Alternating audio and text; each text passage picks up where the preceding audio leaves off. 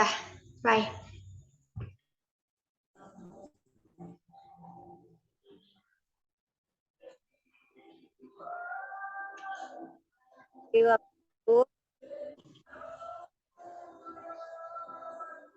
Teman malam untuk kita diberi untuk hasil yaitu dari tentang food control. Baik, saya akan memperkenalkan beberapa anggota dari kelompok 4, yaitu saya sendiri, Elisia Agustin, dengan NIM 2013-5163 sebagai moderator. Selanjutnya ada Muhammad Sadik dengan NIM 2013-5027, ada Said Fajar Muhammad dengan NIM 2013-5121, dan ada Febriasih Vertika dengan NIM 2013-5230. Untuk materi yang pertama akan dipresentasikan oleh Said Muhammad Fajar. Pada Said dipersilahkan.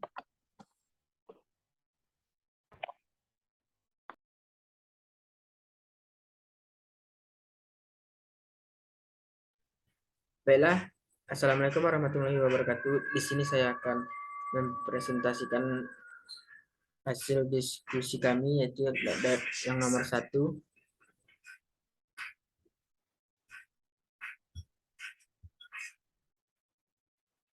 Orientasi diartikan sebagai sebuah peninjauan dalam menentukan sikap atau arah, tempat, dan sebagainya yang tepat dan benar.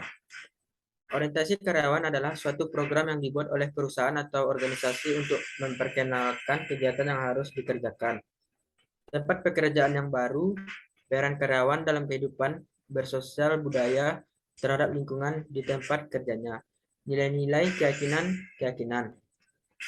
Program ini sangat diperlukan untuk karyawan supaya paham dan fokus dalam pekerjaan yang baru. Baiklah, selanjutnya tahapan orientasi. Pertama, perkenalan, yaitu mengenalkan karyawan baru, mulai dari cara kerjanya sendiri sampai cabang kerja besarnya, dan sampai cabang-cabang kerja yang lainnya, akan memberikan ketenangan dan membuat karyawan nyaman.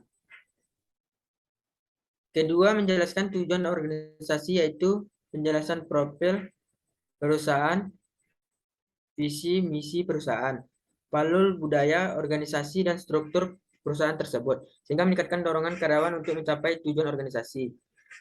Ketiga, sosialisasi kebijakan, yaitu sosialisasi mengenai aturan yang berlaku dan aturan baik yang berhubungan dengan SDM terkait dengan tempat dia bekerja, kode etik, dan aturan organisasi.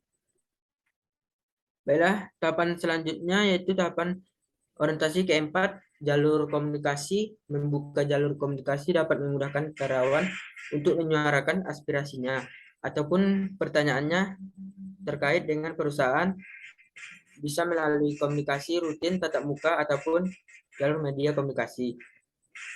Kelima, proses monitoring. Monitoring dilakukan untuk membantu pegawai dalam mengembangkan prestasi kerjanya. Apabila ada kekurangan, bisa diungkapkan hal apa saja yang perlu dia laksanakan dalam rangka menghindarkan kekurangannya. Sebaliknya, jika karyawan itu memperoleh target, maka bisa dikembangkan lagi target untuk tugasnya. Baiklah, sekian dari saya. Terima kasih.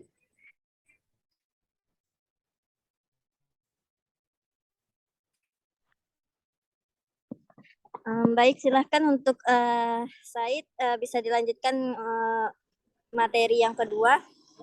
Oh, oke, maaf. Baiklah, materi yang kedua yaitu skema manajemen sumber daya mahasiswa. Skema SDM dapat ditinjau dari dua segi, antara lain jumlah dan mutu. Quantity berkaitan dengan kuantitas SDM. Jumlah SDM jika tidak diimbangi oleh mutu SDM yang bagus bisa menjadikan beban bagi organisasi. Program development dilaksanakan melalui pengembangan mutu SDM melalui program pelatihan dan pendidikan. Yang diuraikan dari pengembangan SDM ialah mengenai development, prioritas dan memerlukan kolaborasi dengan program manajemen sumber daya manusia dalam rangka memperoleh output yang diharapkan. Pelatihan menolong pegawai dalam rangka memberi pemahaman mengenai pengetahuan praktis dan implementasinya, supaya mengembangkan skill, kecakapan, dan sikap yang dibutuhkan oleh perusahaan dalam rangka memperoleh tujuan. Baiklah, sekian dari saya. Terima kasih. Wassalamualaikum warahmatullahi wabarakatuh.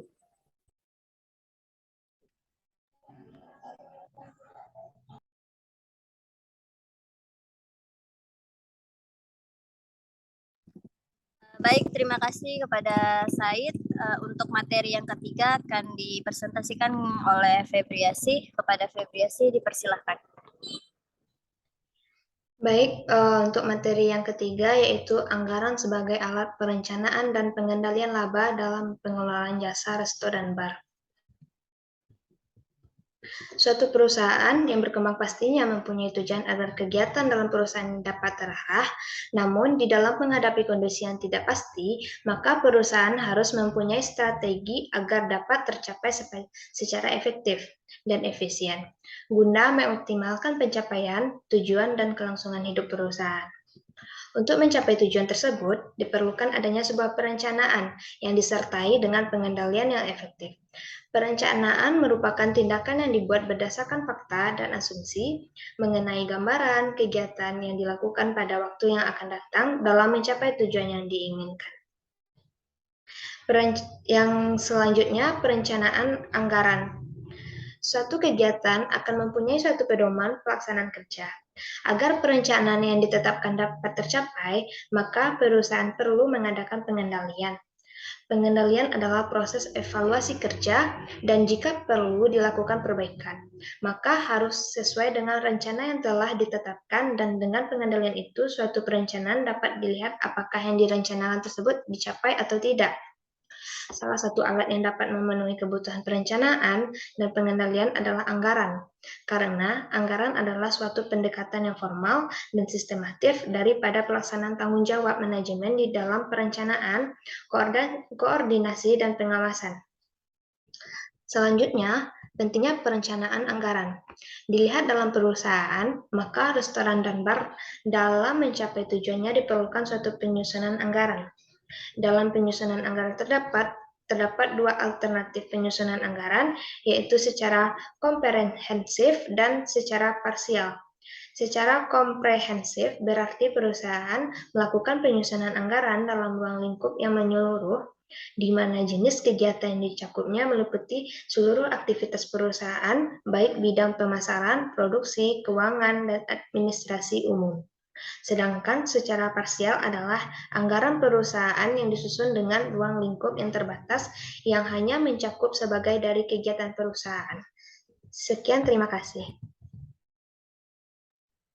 Baik, terima kasih kepada Febriasi telah menjabarkan materi 3. Untuk selanjutnya materi 4 yang akan dipresentasikan oleh Muhammad Sadik. Kepada Sadik dipersilahkan.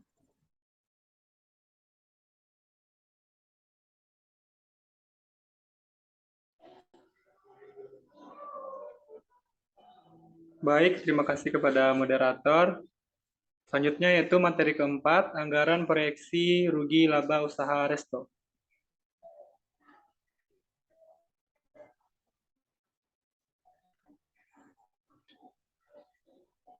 Anggaran penunjang rugi laba merupakan anggaran tentang penghasilan dan biaya perusahaan yang berisikan proyeksi-proyeksi yang lebih terperinci, seperti terperinci dari waktu ke waktu, dalam kurung bulan, terperinci menurut jenis produk, departemen, dan sebagainya.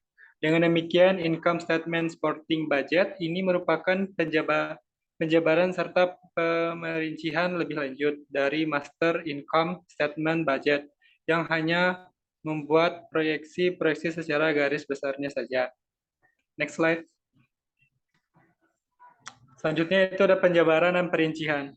Sangat diperlukan karena hanya dengan proyeksi-proyeksi garis besar saja masih belum mengukuhkan anggaran tersebut. menjalankan fungsinya agar supaya anggaran dapat berfungsi sebagai pedoman kerja, sebagai alat koordinasi kerja, dan sebagai alat pengawasan kerja. Maka anggaran harus disusun secara jelas dan terperinci. Oleh sebab itu, income statement supporting budget diharapkan dapat berfungsi secara terus-menerus dari waktu ke waktu, sedangkan master income statement budget diharapkan dapat menjalankan fungsinya secara berkala. Dalam waktu-waktu tertentu, dengan demikian, kedua macam anggaran ini akan saling melengkapi antara satu dengan yang lainnya. Materi kelima yaitu analisis titik impas restoran bar. Analisis titik impas adalah sebuah teknik analisis penting yang dipergunakan untuk mempelajari hubungan antara biaya pendapat dan laba. Analisis titik impas merupakan alat penting untuk secara bersama mempertimbangkan biaya tetap, biaya variabel, pendapatan, dan laba. Dalam pengelolaan usaha jasa restoran dan bar, analisis titik impas sangat diperlukan sebagai salah satu alat atau bahan pertimbangan dalam menentukan kebijakan manajemen. Dengan melakukan analisis titik impas, manajer pengelolaan usaha jasa restoran dan bar dapat mengambil keputusan dalam menentukan besarnya volume kegiatan atau tingkat penjualan dan besarnya keuntungan yang merupakan salah satu tujuan yang harus dicapainya dalam perencanaan keuntungan. Analisis titik impas merupakan profit planning approach yang berdasarkan pada hubungan antara biaya dan penghasilan penjualan. Dari apa yang telah diuraikan di atas, terlihat begitu pentingnya analisis titik impas dalam proses pembuatan keputusan yang menyangkut perencanaan dan pengendalian pengelolaan usaha jasa restoran dan bar, hotel. Sekian, terima kasih. Saya kembalikan kepada moderator. Baik, terima kasih kepada Muhammad Shadiq telah menjabarkan materi 4 dan 5. Dan saya ucapkan terima kasih kepada teman-teman yang lain telah menjabarkan materi pada materi food cost control. Saya moderator dan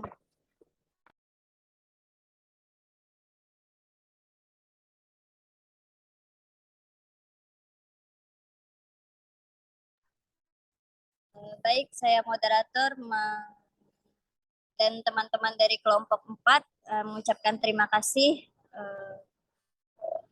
atas waktunya dan Assalamualaikum warahmatullahi wabarakatuh. Waalaikumsalam. Waalaikumsalam.